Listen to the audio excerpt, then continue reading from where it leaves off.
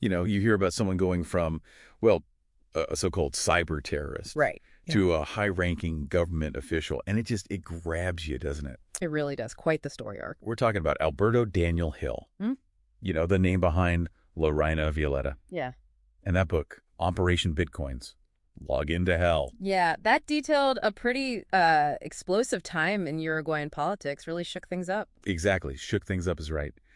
But today, we're actually looking at something else. Okay. His newer book, The People's Code, A New Beginning.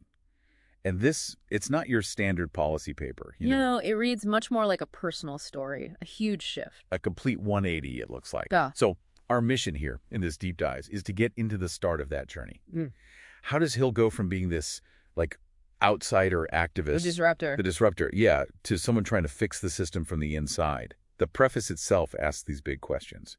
Can a ghost debug the machine? Mm. Can you actually navigate power without, losing your soul? Those are the core issues, aren't they? It's easy to critique from the outside, but getting your hands dirty inside the system, that's a whole different ballgame. It really is. And to get the picture, you need to remember the context in Uruguay then. Right. The background's important. The Violeta leaks had just happened relatively recently, and public trust, it was pretty much shot. Absolutely cratered. And out of that, this new party emerges, Renovation Civica. They really tapped into that public feeling, didn't they? Oh, yeah. People were just fed up. They wanted something radically different. Transparency, anti-corruption. That was the message. And Renovation Civica promised all of that. Essentially riding a wave that Hill himself, ironically, kind of helped build with the leaks, even if his methods were, let's say, debated. Yeah, definitely debated. It's such an interesting dynamic. Mm-hmm. And then the really stunning part. President Isabella Navarro, the leader of this new wave, offers Hill a job. Just like that. An official government position. Can you imagine? I mean, Sophia, his partner, she was immediately skeptical. You can understand why. Of course. And Hill himself must have been wrestling with it. His past, prison. Yeah, those incarcerations. And just the idea of joining the very system he'd fought against, it's wild. It definitely makes you wonder about Navarro's play there. Was it pure idealism? A smart political calculation? Maybe both. It's a really bold move, bringing your former adversary onto the team. Extremely bold. And Navarro's justification, at least how Hill lays it out, is pretty interesting. She talks about needing his, quote, unparalleled expertise and unconventional experiences. So seeing his past as an asset, not a liability? Exactly. Her whole platform was radical transparency, fighting corruption, bringing Uruguay's tech infrastructure into the current century.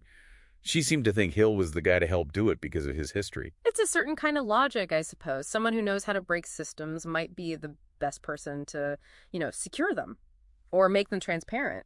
It's definitely thinking outside the box. Mm-hmm. So there's Hill facing this huge decision. One path, a real chance, maybe the only chance, to make the changes he'd always talked about. The idealist's dream, in a way. But the other path, the risk of getting swallowed up, co-opted, becoming part of the machine. The nightmare scenario. And he talks it through with Sophia, who seems like his anchor, really, trying to figure out if the potential good outweighs the massive risks involved. And Sophia's caution is totally understandable. She'd seen what the state could do. Her worrying if he could stay true to himself in that environment, that's central. Yeah, it's a constant thread. So Hill, being Hill, doesn't just say yes. He lays down some pretty tough conditions. Okay. What did he ask for? We're talking complete operational independence for his department. A guaranteed Budget, which is huge in government. Always. Direct access to all the necessary systems. Key. Protections for whistleblowers. Obviously crucial for him. Given his history, yeah. Non-negotiable, you think? And, interestingly, a public acknowledgement of his past. No sweeping it under the rug. Wow. So he wanted it all out in the open. That shows he wasn't naive about the challenges. He needed real power, real autonomy. He really did. Yeah. He knew he couldn't just be a figurehead. Right. And the shocker, Navarro agrees to almost everything. That says a lot about her commitment, too, doesn't it? Or maybe the desperation for change? Or both. It certainly underlines how serious things were. So, boom. The former cyber terrorist is now the Secretary for Digital Transformation and Citizen Oversight inside the castle walls. It's an incredible setup, but the big question hangs there. Can he change the system? Or will the system change him? The eternal question for the reformer? His specific background just makes it even more pointed, especially with technology at the core. Which brings us to his new workplace, the Secretariat. It's housed in this, super modern glass-fronted building. Ah, the symbolism. Right. It couldn't be more different from where he used to operate. The digital shadows, prison, that warehouse. Yeah, total opposite. It's clearly meant to scream openness, transparency, a break from the old dusty corridors of power. Exactly. A visual statement. Symbols are one thing, reality is another. The grind. He immediately runs into resistance. Not open hostility, more like polite obstruction. It's a bureaucratic wall. Yeah. Delays getting data access, endless procedures, just this underlying suspicion from the career civil servants. Sophia apparently said he was being treated like a virus in the system. That sounds about right. Any big bureaucracy has inertia. Change is threatening, especially radical change brought by an outsider like Hill. That resistance is almost expected. So he knows he needs allies. He can't do it alone. He starts building his team. Okay, who does he bring in? Dr. Carolina Reyes, Right. first. Brilliant data scientist, came from academia. Then Javier Morales, Javi. He was an IT guy already in the system, apparently knew where all the bodies were buried, digitally speaking. An insider. Useful. Very. And Lucia Benitez, an information rights lawyer, background in NGOs. Interesting mix. Academic rigor, insider knowledge, and legal ethical expertise. Smart. Seems like it. A diverse group, but they all seem genuinely committed to the mission. Okay, so team assembled. What's the first move? Strategy. Hill figures he needs a visible win fast. Something to show results and build public support. Makes sense. Politics 101. So he targets the public service portal. Apparently, it was notoriously awful. Slow, confusing. Everyone hated it. Ah, the low-hanging fruit that everyone sees. Good choice. Fix that, and people notice. It buys you credibility. That seems to be the plan. Overhaul it, make it transparent, user-friendly, show people what the Secretariat can do. And while that's happening, they also start their first audit. A small government agency. Testing the waters. Exactly. He frames it carefully, calls it a collaborative efficiency review.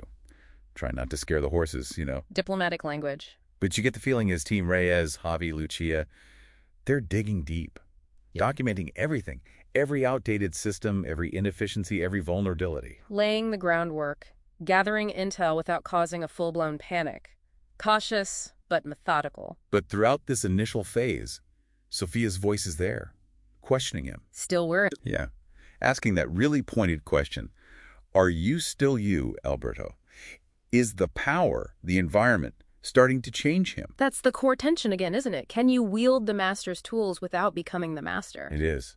And Hill, he acknowledges it's a struggle, but he seems determined. He talks about wanting to make his past matter, using this chance for real change. He wants to believe this path can redeem or maybe fulfill the goals of his past actions. That adds a layer of personal stakes. Definitely. But then as they start making progress, the portal gets revamped. It's actually working better. A qualified success. Right. And they try to move on to auditing bigger, more powerful ministries. The pushback gets serious. The real fight begins. Becomes digital. Right. Suddenly there are glitches. Data gets corrupted. Key people needed for access are somehow always unavailable. Javi calls it whispers in the code. Ooh, I like that. Whispers in the code. Yeah. It suggests something deliberate, hidden, not just random errors. Exactly. It feels like active obstruction. Like the system itself or parts of it are fighting back now that they're getting closer to sensitive areas. The antibodies are kicking in. They sense the virus is getting too close to vital organs. That's a good way to put it. And this is where Hill's, let's say, unique skill set comes back into play. But legally this time. How so? He starts developing passive network monitoring tools. Now, it's important he stresses this is within his legal oversight role. He's not hacking. Right. It's more like listening to the general network traffic within the government systems, looking for anomalies, strange patterns, those whispers Javi talked about, not reading content directly unless something flags it. So using his deep technical knowledge for pattern recognition within his legal boundaries, observing the digital shadows, but with a badge this time. Pretty much. He understands how data should flow so he can spot when it doesn't. Leveraging that hacker mindset for defensive oversight purposes. And Sophia, watching him work, She apparently sees similarities, echoes of his old network mapping techniques from his La Llama Violeta days. Interesting. Suggests the underlying principles of hiding and finding information are kind of universal. Yeah, whether you're an activist or someone inside trying to cover tracks, Mm-hmm. the methods of obfuscation might look familiar, Mm-hmm. and then they find something. Yeah. A big anomaly. Okay. Unusual encrypted data transfers. They're going between the Ministry of Public Works, which, let's just say, has a bit of a reputation, Okay. Noted. and a private consulting firm. And the key thing, this firm seems to have gotten contracts without any competitive bidding, non-tendered contracts. Ah, a red flag right there. That smells fishy in any government context. Lack of transparency, potential favoritism. Or worse, the encrypted data moving between them and the dodgy contracts. It's not proof of anything yet, but it's highly suggestive. A major anomaly, as Hill calls it. That's the first real smoke signal, isn't it? Suggesting there might be actual fire, not just inefficiency. Exactly. So Hill decides he needs to take this upstairs to Navarro. Tricky moment. How does he play it? Cautiously. Very cautiously. He doesn't go in accusing anyone directly. He talks about potential vulnerabilities he's identified. Okay. He basically frames it as needing to ensure the integrity of the ministry's systems and requests authorization for a full security audit of the Ministry of Public Works. Smart. Focusing on process and security, not accusations. Lets Navarro authorize the next step without forcing her hand politically too early. Right. He needs her buy-in to go deeper, but he gives her plausible deniability, maybe. And does she authorize it? She does. Hill describes this moment, this kind of unspoken understanding passing between them.